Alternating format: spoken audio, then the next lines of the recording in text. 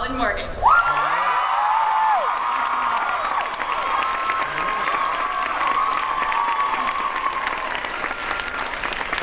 you have to tell me if I did this right. It's perfect. Awesome. Okay, and now someone you may be familiar with from a little show called, I don't know, Buffy. Please welcome Anthony Hegg.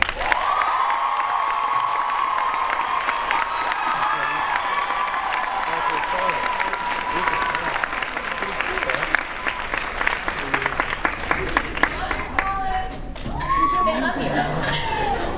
All right, so the first question is for Johnny and Julian. So what was the genesis of this series? Why did you decide to do this from a younger perspective? Julian and I were always interested in the legend of Merlin and Arthur and the Round Table. And we were making quite a few other high concept shows, and we kind of felt that Merlin was ready for a sort of reinterpretation for a 21st century audience.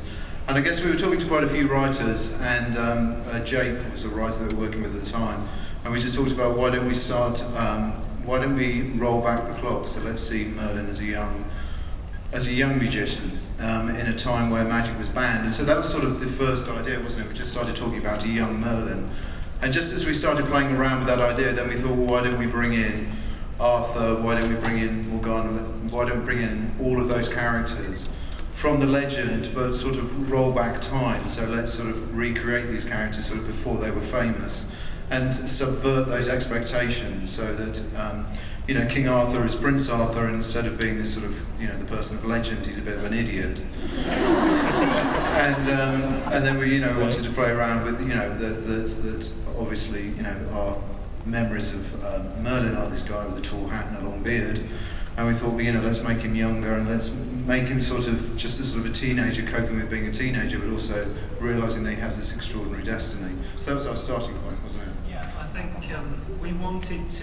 we enjoy telling stories about people growing up and coming of age.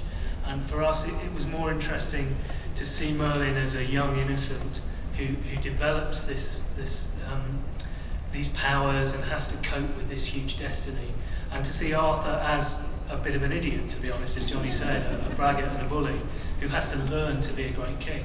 So for us, that was a more interesting story to tell in many ways, and I think it's been a very enjoyable one to tell.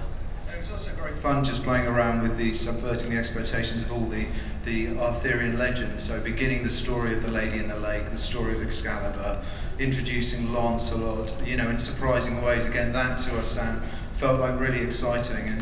And once we developed these ideas of sort of rolling back, you know, and telling the story before they were famous, we suddenly felt we'd tapped into something interesting, because, you know, as program makers, there's nothing worse than sitting in a room with a group of writers with a large plate of biscuits and realising that all you're doing is eating biscuits and not coming up with any ideas. and actually what we did with Merlin was that when we tapped into this idea, we actually stopped eating the biscuits and came up with lots of really interesting ideas. So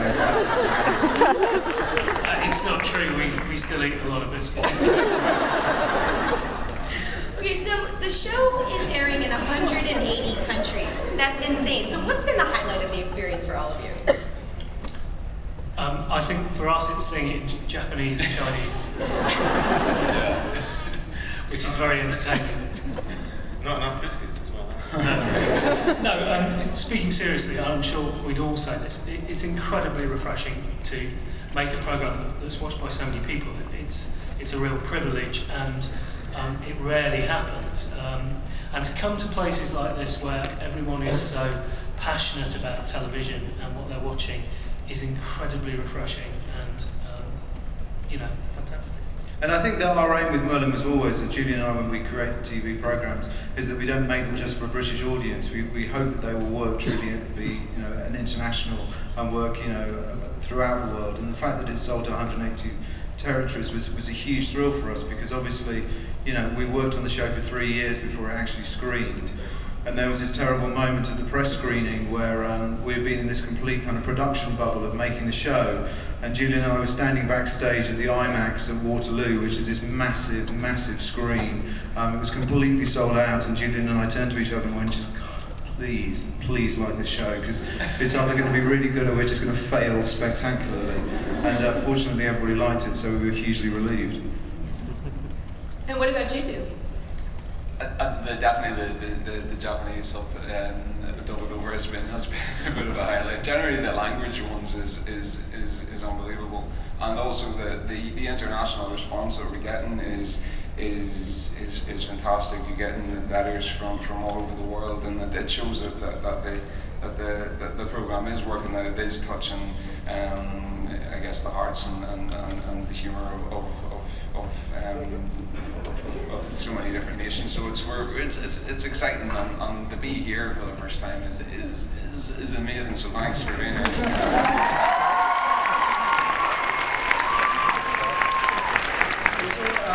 The other thing is, I think that Uther in Italian was very nice. My voice actually doesn't go that low. But the I like the Japanese. Yeah. I'm very scary, I have to say. They told me, the French told me that the guy that does my voice in Merlin is the same one that does the voice for Malcolm and Malcolm in the Middle, so... I actually overcalled the actors because they always forget to wear radio mics, and one day I heard them, I think it was Katie talking, and she was going, yeah, I can't my Italian voice, I just sound so much older. Now, Colin, I don't want to put you on the spot, but after watching that video, do you know any of your spells? Not that you'd want to do them in front of Uther, of course. Well, I guess I should do a simple one, because then everyone can learn it. But for Berna is the one for sorry for setting on fire on that one. Right? Yeah. That's to set fire to someone. Yeah, yeah, that's really nice of work to do that for me there. Anthony, I know you've worked with a young cast before, and I'm going to give them a chance to scream again. Buffy. So, what sort of advice have you given Colin and the rest of the young cast? I try not to give any advice at all. I wouldn't presume to think that I can. I mean, the only thing that we talked about was you know, America, because it's a big place and it's kind of cool. And I have to say, the audience here is you are remarkable, and you are very loyal, and you're good guys. So. We talked about, you know, if this was a success in the state. I mean, when we first started, we were sort of, you know, standing in the courtyard of the castle, and as Johnny says, you never know. You put your heart and soul into something, but you never know whether it's going to be received well. And certainly, you know, the idea of it being internationally acclaimed, the fact that it's gone to 180 countries, is just, you know, you kind of go, well, that's pretty cool. But when we were talking, they were saying, so what's it like in America? What if this is a success? And so I could tell them about that, but otherwise, as I say, I wouldn't really presume to sort of offer advice. Well, what is the difference between doing a show here and doing a show overseas? Say again. Oh, the difference between doing a show in America and a show overseas. Craft services. You think they're joking about the biscuits? That's the craft services in England. A cup of tea and a box of biscuits. Yeah, but what Tony hasn't mentioned is that Julian and I make the biscuits. Available in all good stores. But craft services in America is a wonderful thing. It's a whole adventure in itself. I remember the first time I actually saw craft services in America on a show, and I was like, what the hell is this? A running buffet all day. We like our food We banned here. it. It's a good thing. But it also, I mean, somebody was saying just earlier on about, you know, like a normal 14-hour day in the States. They don't think twice about that. And in England we have 11-hour day, well, 12-hour day, but with a break.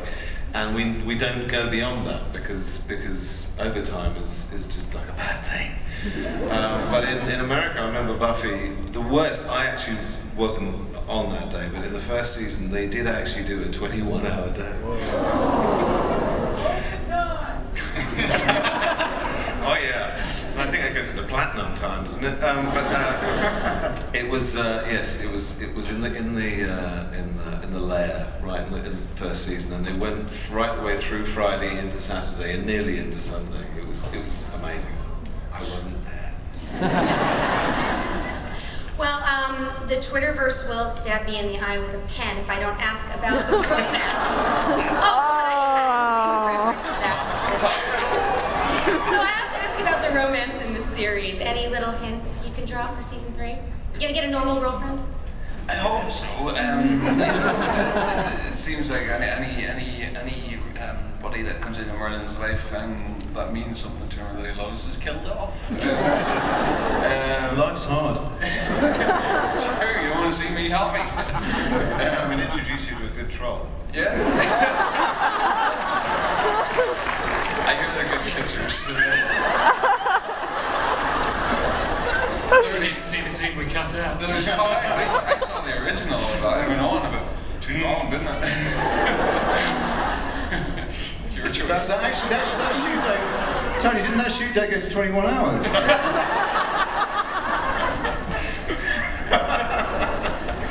Coulda, woulda, shoulda. All right, well, I know you guys fight with swords, you work in front of a green screen, I hear you shoot in a public building in France, so what are the biggest challenges you guys have faced? I think, well, from Julian and I's point of view, I think our big challenge is always to deliver the scripts on time. We have to turn around the show really quickly during the year, so coming up with the ideas, getting them into the scripts and getting them to the actors in time for them to learn the lines and shoot it is always, sounds quite basic, but that's always one of the big challenges. And I think that each year Julian and I always try and set ourselves an interesting production challenge. What hasn't been done on television, CGI-wise, well, let's try and do it. So we kind of like to make it as hard and as stressful as possible for ourselves. I think the other aspect of our job is managing Tony, which is it can be quite hard. we spend hours doing. Well, one of the best parts of the show is the cast, so talk a little bit about finding Merlin and casting the rest. No, I mean, I think it's whenever you do a show and you're casting young actors in very, very big roles, it's a big ask. And we've been incredibly lucky. We have 4 very, very talented actors who've grown into that role and carried this show, which in the UK plays on network primetime, and carried it brilliantly. What we do in that process is we tend to see the actors quite a lot. We tend to call them back probably 4 or 5 times. I think with Colin, poor old Colin went through an exhausted recall. I think we must have seen you about 10 times in the end, wasn't it? I mean, it's just like, quite a lot, yeah. But I think that I think the real challenge of casting Merlin was the fact that in a high concept show you need a certain sort of style of acting, and British actors are very much toward sort of naturalistic acting. So it's quite difficult to find British actors that can sort of understand a high concept show and dealing with all the tonal shifts.